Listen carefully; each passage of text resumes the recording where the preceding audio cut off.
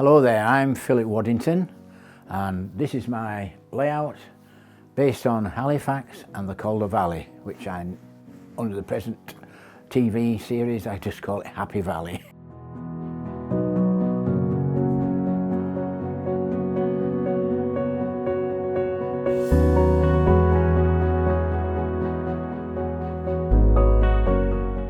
I've been interested in railway since I was a child. From getting my first train set, a Hornby 003 rail, and I used to lay it out on the lounge carpet during the week, because it was never used during the week, the lounge, so I was able to lay it out and leave it there for the rest of the week. And I used to lay down on the carpet, running trains from Edinburgh to London and London to Edinburgh. It was absolutely marvellous. But then we moved to a terraced house in another part of Halifax, and we had an attic, which was lovely, started railway, but it never really progressed from a train set really. Nothing serious, changed to two rail, then we moved again. But I started work as well. But there I met a chap called Brian, and Brian was a member of the Manchester Model Railway Society. He was very interested in the London and North Western Railway, which he modelled, and he suggested to me that I should model the Lancashire and Yorkshire Railway, as that used to come through Halifax. So that really got me going then, because I thought, right, so there's loads of buildings and infrastructure and everything that I could see, copy and everything. So I started on Halifax in particular and the buildings, and it progressed from there. But then again, I couldn't really build a layout at my mum's house because it was a bungalow and there was very little rooms, but I could model, get research, if you like, of buildings and infrastructure. So when we moved, then I didn't really start on the railway until 1990, because we moved then to an older house and it needed modifications and upfitting. So it was in the 90s then I started on a rail layout. Work progressed with buildings like these mills here are based on, and there's some over there, are based on Dean Clough in Halifax. The engine shed is based on Sorby Bridge, but it's mirrored the other way. The roof was changed in 1954 with a new roof. It was one of the first to be done, along with Wakefield, and the coal hole is a model of the one that was down at Sorby Bridge too. Researching is part of the fun, really, for me, just to make sure you're on the right lines and it's correct. And same with the buildings generally, they just picked a building that'll fit in, and back scenes as well as a collage of photographs around.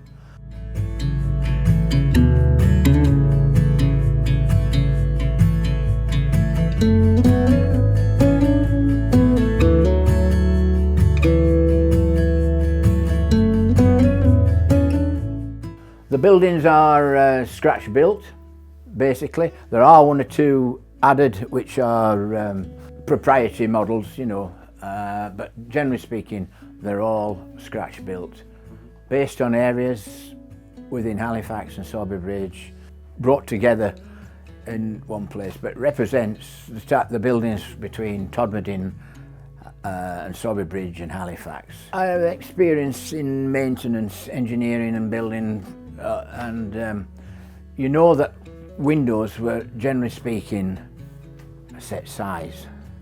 So, they were, wherever they were made regular size.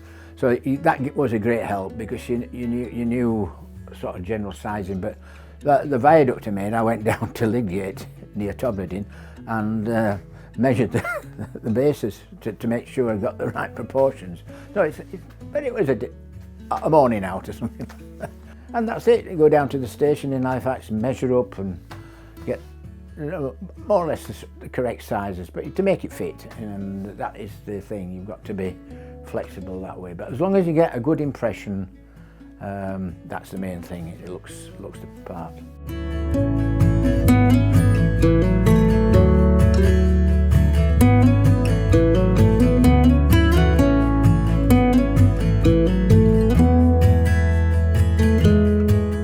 Well, the locomotives are basically proprietary ones. The Hornbys, the Bachmans, Dapple, I've an LMY, two LMY locomotives which I've made myself. One is a kit and one is scratch built. That's the Class 28060. And also I've taken a Dapple Pug, and that was in BR livery, and now it's put back to what it should be in LMY, which I'm very pleased with, because it's you know, you get plenty of photographs and what have you of them, so you know you're on the right lines. The street there with the terraced houses is based on the bottom of Bairstow Lane going down to Sober Bridge and Willow Hall Lane where I used to live. So that is the inspiration for that. That is Dean Clough. Typical mills, just typical mills, and that's the sort of street. The houses there is typical of were built on slopes and what have you. You had 3 stories and downstairs. But if you had your front door, I mean on the other side of the road, if your front door there, you went upwards, you lived downstairs. So you know that's a typical Calder Valley sort of housing. The buildings there are just general. It's made up. The church is down in Todmorden. Just a general mill, just the types of mills that were there, or there still, you know. Collage is there, that's Main Street, Commercial Street in Halifax, not there with the station, but it just gives the effect. The building, there's low relief there is the India buildings at the bottom of Horton Street, opposite the station, there, which was fun doing. You could go down and have a look at it and measure up and what have you. The coal merchants are those that were around Halifax. Then I've put the chutes on.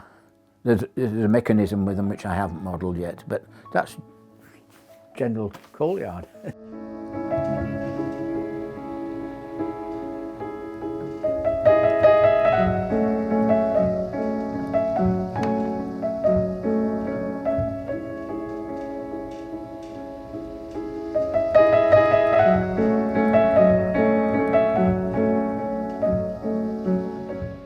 It's analog control. I've never. There's so much to do.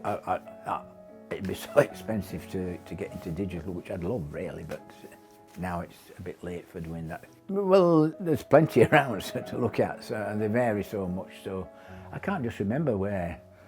There's plenty of tunnels along the valley. You just see what fits in best, really. The farm behind you depicts my partner's old farm where she was a dairy farm. They were dairy farmers, and so I have all details of that. I can get it, and it's only up the road, so I can. And the pub there is the pub I frequented in Halifax, the Peacock, and it's little things like that, you know.